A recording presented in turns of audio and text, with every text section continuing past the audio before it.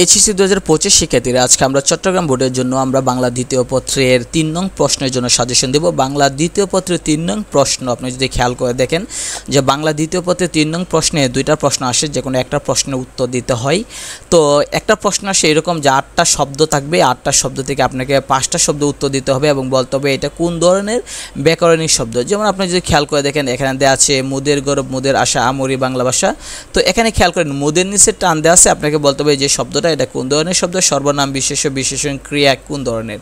তো এখন যেহেতু সময় নাই, এই অল্প সময় আমাদের এটা শেখা সম্ভব নয়, তো আমরা একটা প্রশ্ন দেব অথবা যেটা যে এই প্রশ্নটা যদি শিখেন তাহলে এই প্রশ্নটা আসবে। এই প্রশ্নটা হচ্ছে আবেগ শব্দ কাকে বলে, উদাহরণসহ বুঝিয়ে লেখো।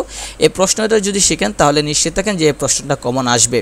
যেহেতু 3 নং প্রশ্নে দুইটা প্রশ্ন আসে, যে কোনো একটা উত্তর দিতে হয়, তাহলে একটা আসবে আপনার ওই যে 8টা শব্দ থেকে 5টা শব্দ দিতে হয় এটা। আর একটা প্রশ্ন আসে সেটা হচ্ছে ওই যে বললাম যে আবেগ শব্দ কাকে বলে, যদি এটা শিখেন তাহলে নিশ্চিত থাকেন যে এইটাই 3 নঙ্গে কমন আসবে। তো আমাদের এই যে এটার পিডিএফ যেটা এটা ইউটিউব ভিডিও ডেসক্রিপশন বক্সে দেওয়া থাকবে, ওইখান থেকে আপনারা ডাউনলোড করে নেবেন এবং আমাদের ইউটিউব চ্যানেলটা সাবস্ক্রাইব করবেন, কারণ আমরা আপনাদেরকে পরীক্ষার সময় আপডেট এবং বিভিন্ন ধরনের সাজেশন আমরা দিব। পরীক্ষা শেষ হলে আমরা ইউনিভার্সিটি অ্যাডমিশন টেস্টের জন্য বিভিন্ন ধরনের অনলাইনে কোর্স করে আপনারা চাইলে ইচ্ছা করলে ভর্তি হতে পারবেন ভালো একটা ইউনিভার্সিটিতে ভর্তি হওয়ার জন্য।